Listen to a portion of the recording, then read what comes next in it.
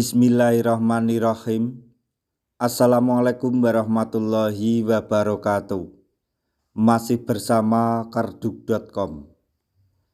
Pada video kali ini kami akan menyampaikan informasi penting untuk para tenaga honorer terkait dengan seleksi P3K tahun 2024, yaitu H-2 pembukaan seleksi P3K tahun 2024.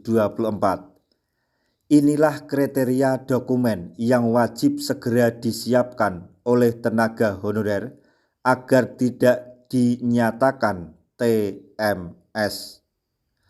Untuk mengetahui lebih detailnya, silahkan simak video ini sampai selesai.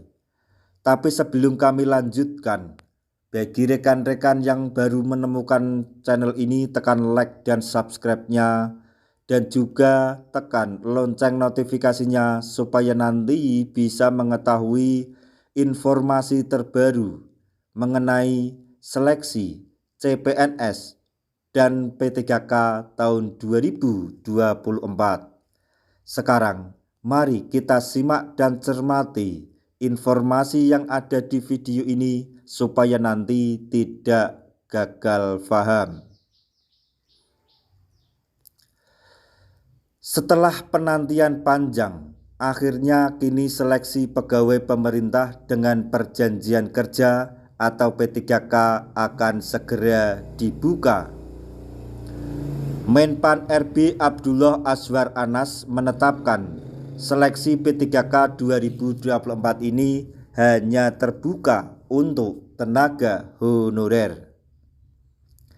Meskipun begitu, tenaga honorer tidak boleh lengah karena mereka tetap harus melewati serangkaian tes. Berdasarkan bocoran dari DPR RI, pengumuman pengadaan seleksi P3K 2024 akan dilakukan pemerintah pada 26 September 2024. Sedangkan untuk proses pendaftaran bisa dilakukan oleh pelamar mulai tanggal 27 September 2024.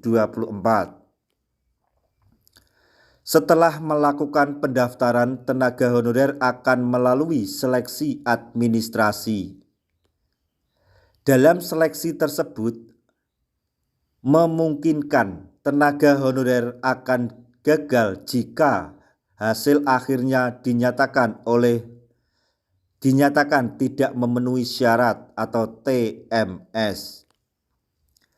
Berikut ini kriteria dokumen yang harus disiapkan oleh tenaga honorer agar tidak dinyatakan TMS, yaitu 1.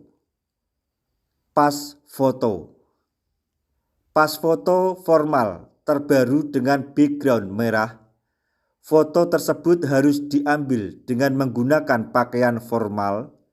Bagi pelamar yang berhijab, pastikan Anda menggunakan jilbab hitam.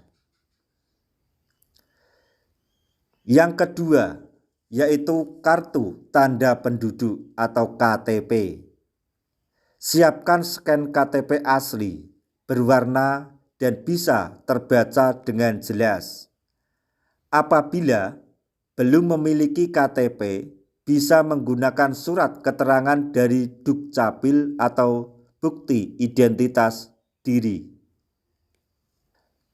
Kemudian yang ketiga yaitu ijazah. Ijazah yang diunggah wajib sesuai dengan formasi yang diambil. Pastikan ijazah tidak rusak dan bisa dibaca dengan jelas. Perlu diingat bahwa untuk lulusan perguruan tinggi luar negeri perlu menyertakan surat penyetaraan ijazah yang dikeluarkan oleh Kemenristek. Kemudian yang keempat yaitu transkrip nilai. Sama halnya dengan ijazah, siapkan scan transkrip nilai yang berwarna dan bisa dibaca dengan jelas.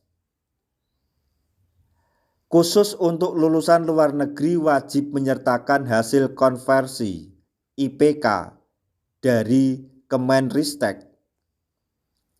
Selanjutnya yang kelima yaitu surat lamaran dan surat pernyataan.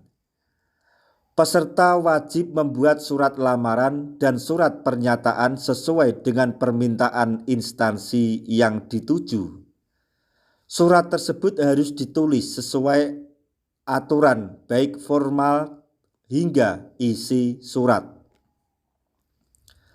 Kemudian yang keenam yaitu materai.